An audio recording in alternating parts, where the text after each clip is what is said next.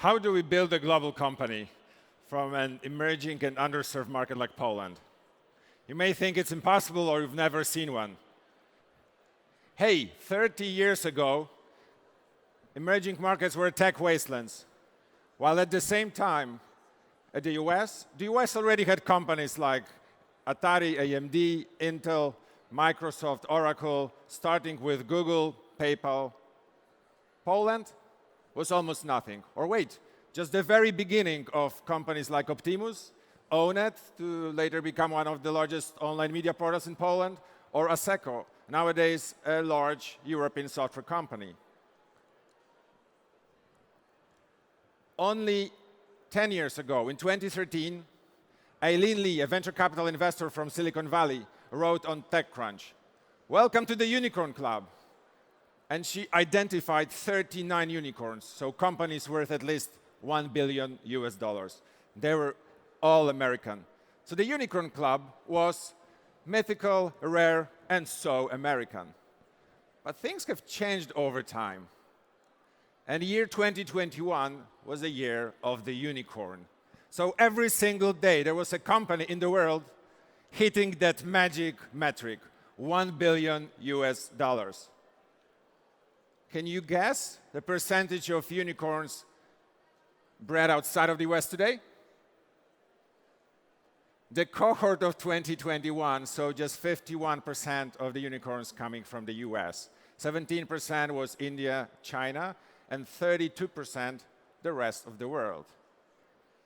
And this is how it evolved over just several years, from 2013 to 2021. Companies, unicorns, global category leaders coming from Latin America, Europe, Middle East, Africa, and Southeast Asia. Why is that important? Great companies can come from anywhere. So how to build a global company? Entrepreneurship is challenging. You face a lot of barriers. Have you ever struggled with fundraising? Or been stressed of your cash runway? Or have you ever had to lay people off? If you come from an emerging market, it's much more difficult. You face serious barriers. I'm so sad that in Poland there's such a high level of social uncertainty and low level of trust. Entrepreneurship is about falling down, getting up again. What if there is fear of failure? Social uncertainty, low trust, fear of failure.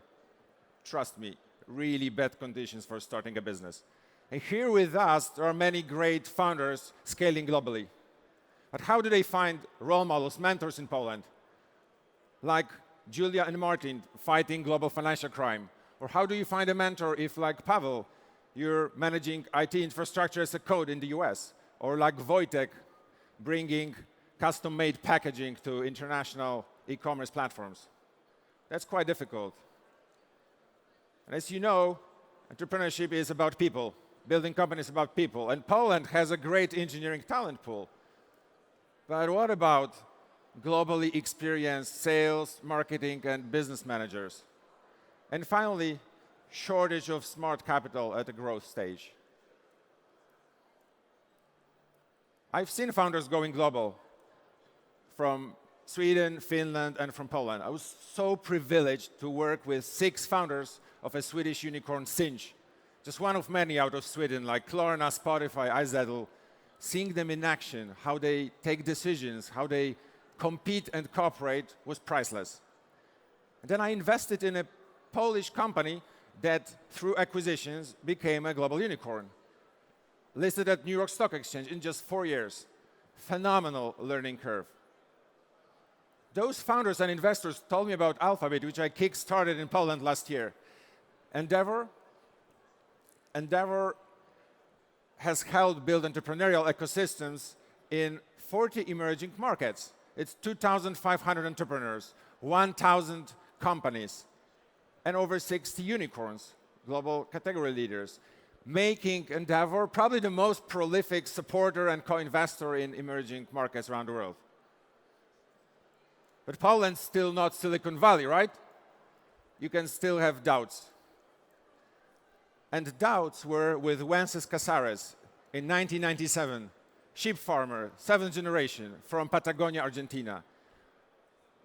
Wences Casares started a fintech and had global ambitions. In Patagonia, it's the region between Chile and Argentina in the mountains, populated by roughly 2 million people and super remote. And Wences was soon devastated because he couldn't find an investor.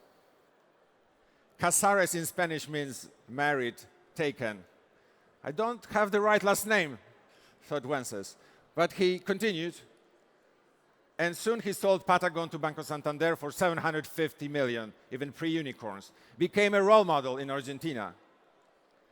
If Wences can do it, we can do it too, thought young Stanford grads Marcos Galperin and Hernan Casá, co-founders of Mercado Libre, first ever Latin tech firm to IPO in the US, largest e-commerce platform in Latin America, competing successfully against eBay and Amazon. And it continued in Argentina.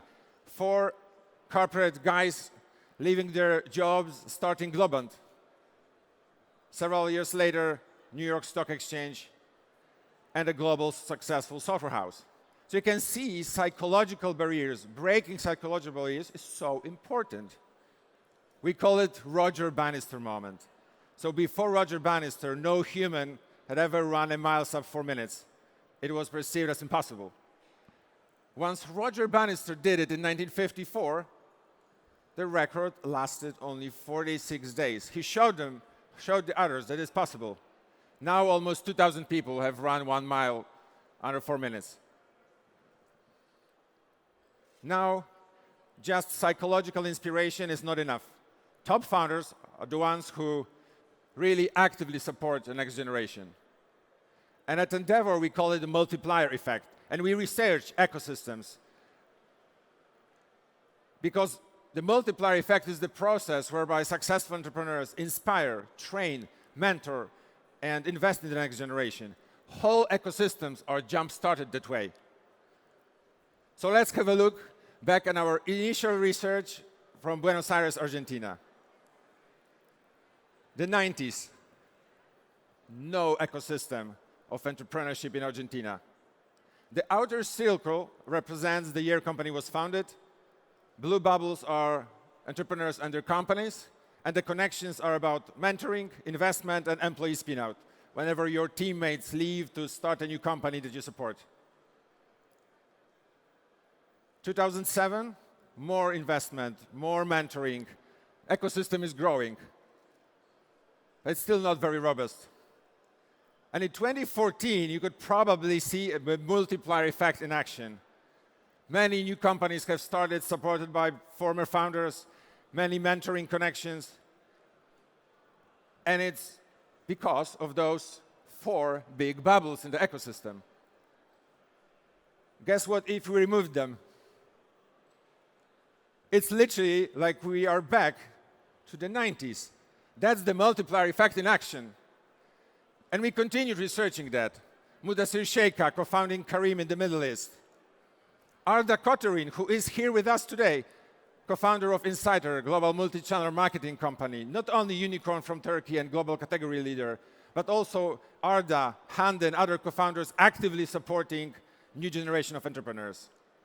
Or Melvin Lubega, co-founder of GoOne, a corporate training platform, who is here with us today as well, from starting the first ever unicorn in South Africa to mentoring the next generation of founders beyond Africa.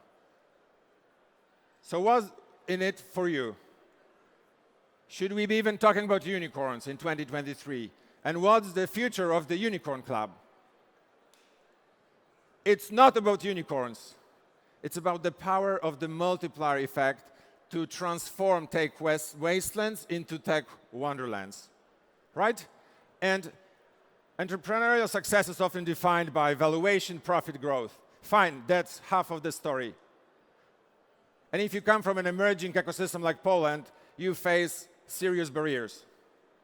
So you have to really dream big, scale fast, and pay it forward. And it's only when you entrepreneurs, successful entrepreneurs, inspire, train, mentor, and support next generation that who become ecosystem bubbles. So let me kickstart this afternoon by asking you, how big is your bubble?